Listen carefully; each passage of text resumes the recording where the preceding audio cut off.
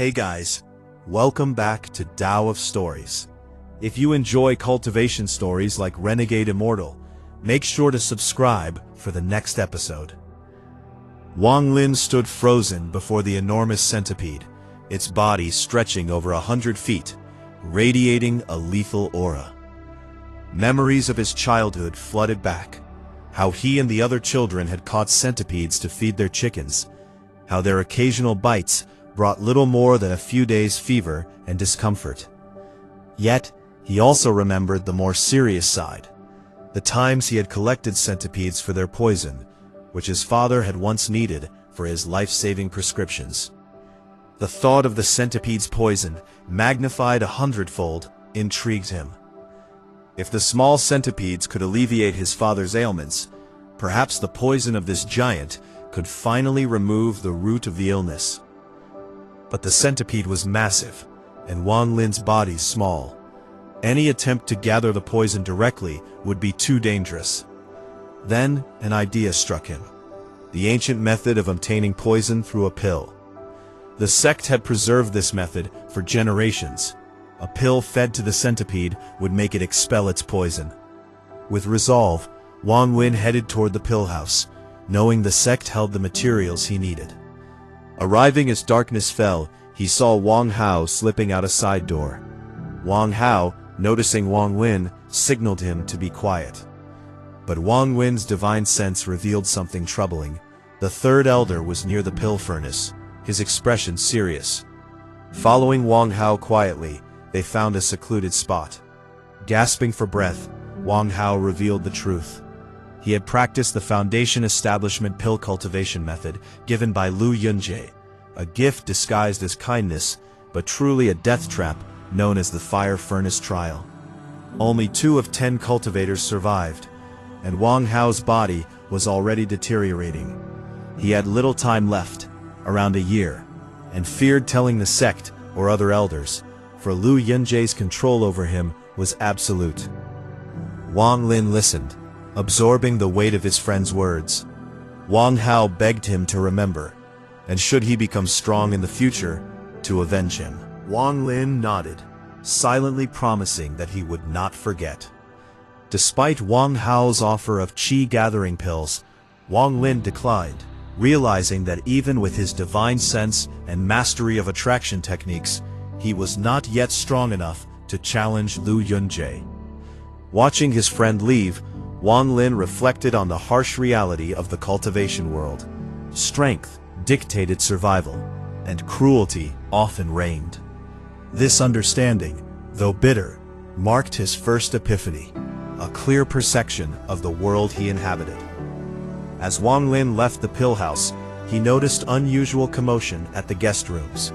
A Xuandao sect disciple named Li Shan was loudly advertising his treasures, particularly the noon money sword and the invincible dark stinking thunderball.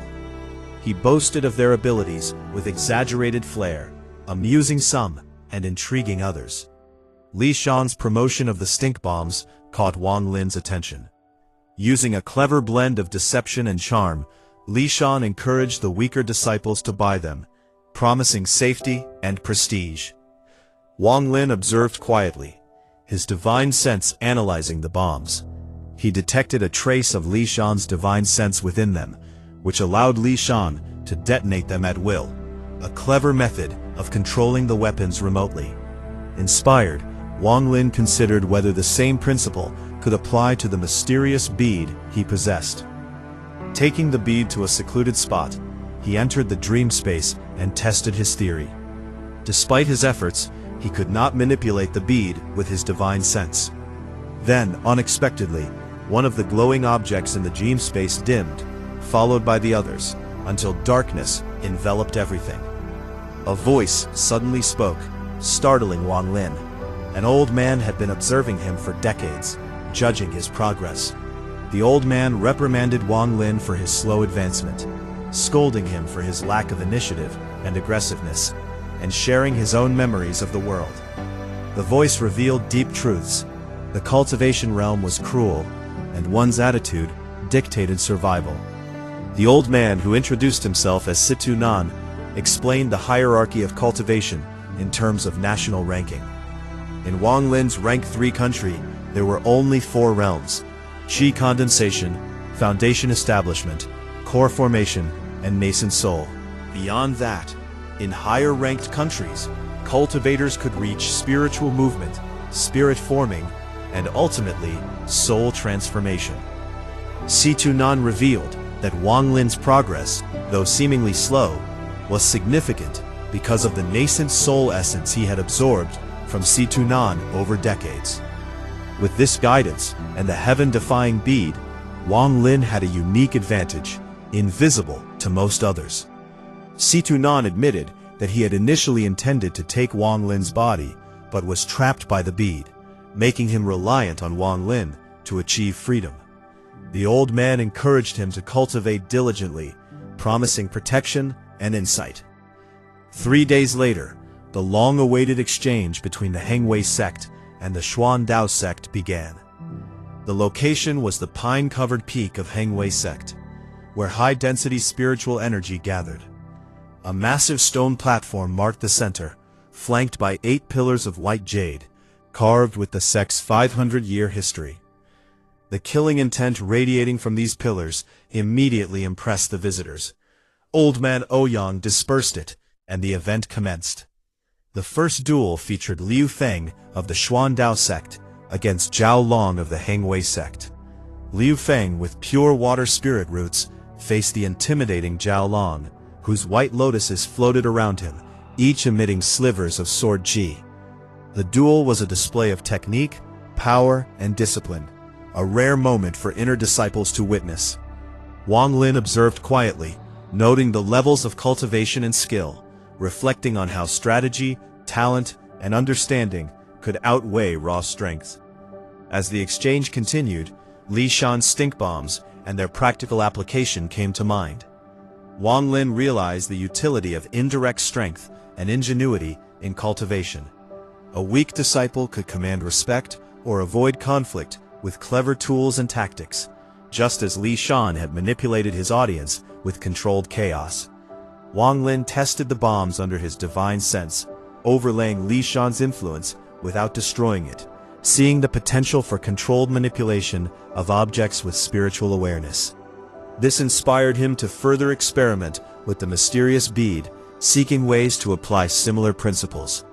In the midst of these observations, Situnan's voice guided Wang Lin through understanding. The spiritual movement stage, soul transformation, and higher realms were no longer abstract concepts. They were milestones that shaped entire countries' power structures and access to resources. Wang Lin began to comprehend that cultivation was as much about perception, strategy, and understanding the environment as it was about personal power. The bead, the techniques he had learned, and the insights from Situnan were all pieces of a larger puzzle. The exchange also revealed human nature within the cultivation world. Arrogance, rivalry, ambition, and ingenuity intertwined with raw power. The Xuandao sect's boldness, the Hengyue sect's pride, and the subtle manipulations by individuals like Li Shan highlighted a truth Wang Lin internalized fully. To survive and grow, one must combine talent, strategy, and understanding of both people and the world. As the duels unfolded, Wang Lin reflected on his own position. Though only at the 3rd layer, he had unique tools, divine sense, the mysterious bead, and insights from Situnan. These advantages would allow him to navigate a world where strength alone was not enough. Observing Liu Feng, Zhao Long, and the unfolding conflicts, Wang Lin resolved to learn, adapt, and grow stronger, not just in cultivation, but in understanding the complex web of relationships, strategies, and opportunities around him. By the end of the exchange, Wang Lin's perspective had expanded. He understood the cruel mechanics of the cultivation world, the value of cunning and subtle power, and the importance of alliances and preparation. While the path to soul transformation remained distant, the lessons learned over these days, from Wang Hao's tragic story, Li Shan's cunning, and Situnan's guidance, equipped Wang Lin with both insight and determination. The mysterious bead, once an enigma, now represented both challenge and potential, a key to his future growth and a bridge to Situnan's vast knowledge. Through careful observation, strategic thinking, and internal reflection, Wang Lin's journey was no longer just about cultivating power. It was about understanding the true nature of the world he lived in. And as the last echoes of the exchange faded, Wang Lin's mind was alive with plans, ideas, and the determination to master both cultivation and the subtle forces that shaped the fates of sects, countries, and individuals alike. In these moments, Wang Lin realized that survival and success were not guaranteed by strength alone. They required understanding, foresight, and cleverness. With the knowledge gained from his encounters, the tragedy of Wang Hao, the cleverness of Li Shan, and the wisdom of Situnan, he took his first deliberate steps toward mastering not just cultivation, but strategy, manipulation, and insight into the hidden workings of the cultivation world. The lessons of these chapters were clear. True strength was a combination of raw power, cunning, and understanding. And Wang Lin, even at the third layer, was beginning to grasp that the path ahead, while dangerous and filled with challenges, could be navigated with patience, strategy, and the right guidance. He now looked forward, prepared to face both the visible and invisible battles, and to grow into the cultivator the world and the mysterious bead demanded him to become. And so, the journey continued, with the next episode promising greater challenges, unexpected allies, and the awakening of powers long hidden. Powers that could change the balance of the cultivation world forever.